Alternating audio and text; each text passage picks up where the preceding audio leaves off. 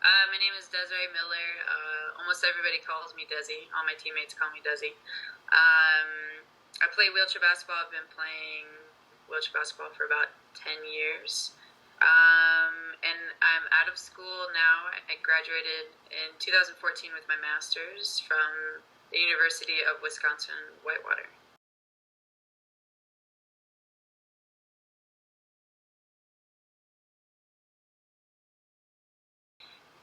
I hid my sexuality for a really long time. I wasn't really open with it until honestly just even a few years ago.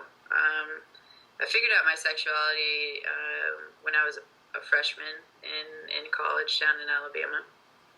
I didn't tell people that I was gay down there. Just a few of my friends, close friends. And then I still hid it when I came up here to Whitewater. It took me a long time to be comfortable with myself and who I was. So I'm not sure if that changed my basketball experience, but it was an aspect of myself that I didn't make well known, and kept from my teammates, which is challenging when you spend every day with a group of women. They're pretty much like your other family. It's challenging to hide parts of yourself. So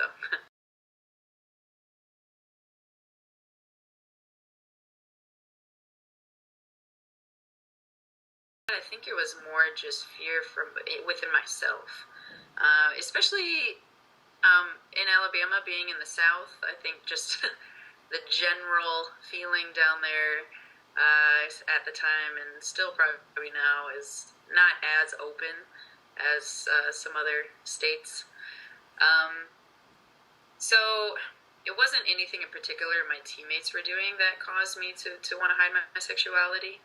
I just it just took me a while to accept it myself, and then be able to voice it to them. So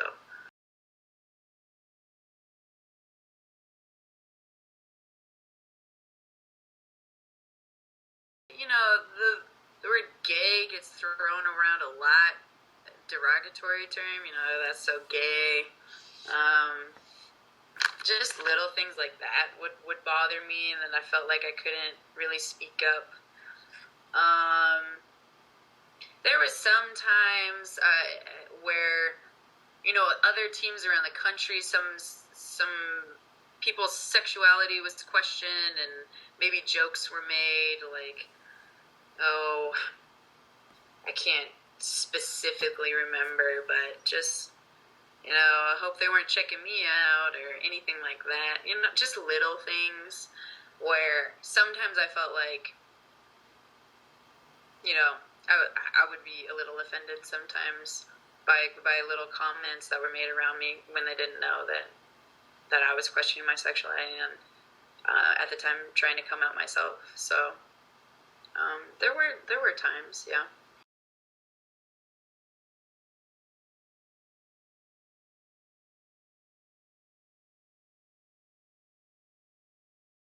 Yeah, particularly in the beginning, I had started dating a girl secretly. She was a helper with the team, and we wanted to keep it a secret, especially I played for the team. She was a helper, and some of my friends on the team started to question and wondered, and I was really freaked out that they would know, and I would get in trouble somehow, or I don't know, just irrational thoughts. And so it really stressed me out, and it did affect my game. I think about it a lot. My girlfriend at the time was sitting on the sidelines, and my friends at the time were wondering what was going on, and I'm trying to focus on basketball games, and I have, all these fears and thoughts going through my head, and it was challenging. It was challenging to be 19, 20, 21 years old and going through that.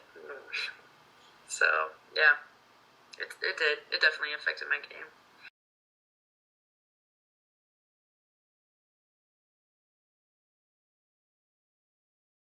at the time when I was trying to figure out my sexuality, hate crimes were going on in Alabama or around the campus.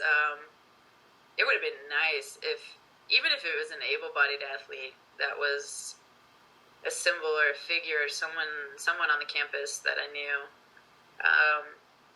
would have just made me feel more comfortable. And there wasn't any representation in the wheelchair basketball world at that time, to be honest. It's better now. There's a lot more of us that are out now in the wheelchair basketball world. But even that took a while. And to be 19 and trying to figure that out, it would have been really nice to have someone to look up to, or someone to say, hey, they're playing their sport that they love and they're okay with their sexuality. It would have made me feel a lot more comfortable, for sure. I think it's important, and it's changing slowly, very slowly, and hopefully, I can be that for someone, so they don't have to hide or go through, what I had to go through. So.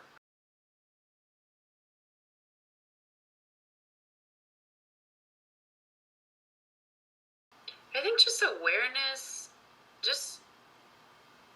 of language and how powerful it can be, and how language can be ostracizing. Something as simple as language and what you're saying to someone. Just being more conscious and of the word choices that we use in everyday life. Because someone might be questioning their sexuality or hiding, and just being aware of how we speak to one another is huge. And it's something small that we can all do. Educating one another on LGBTQ.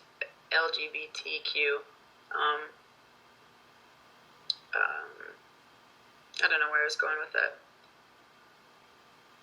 I don't know. People like me, I feel like being out, it's important to be advocates and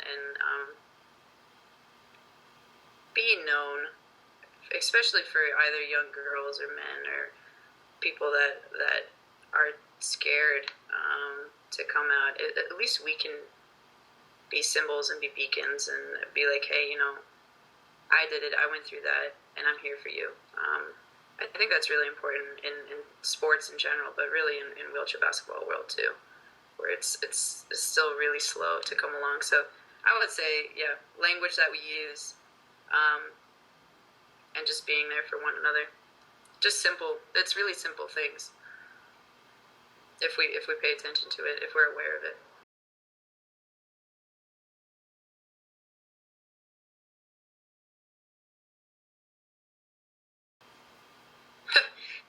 I think just be treated like everyone else. I'm an athlete. I'm a high level athlete. I'm a Paralympian. I love my sport just as much as a heterosexual person, a straight person. My choice in partner, my love life, my sexuality shouldn't affect how people see me as an athlete. It's just a part of who I am. It's like my disability, it's a part of who I am. It's not something I control. It's me. And I'm still an excellent athlete, and I still train every day hard like everyone else does. So yeah, I look forward to the day where it's more normal, where it's not like, oh, Desi came out, oh, Desi likes women. Like, I look forward to the day where people are just like, okay, no, big deal. That's what I want.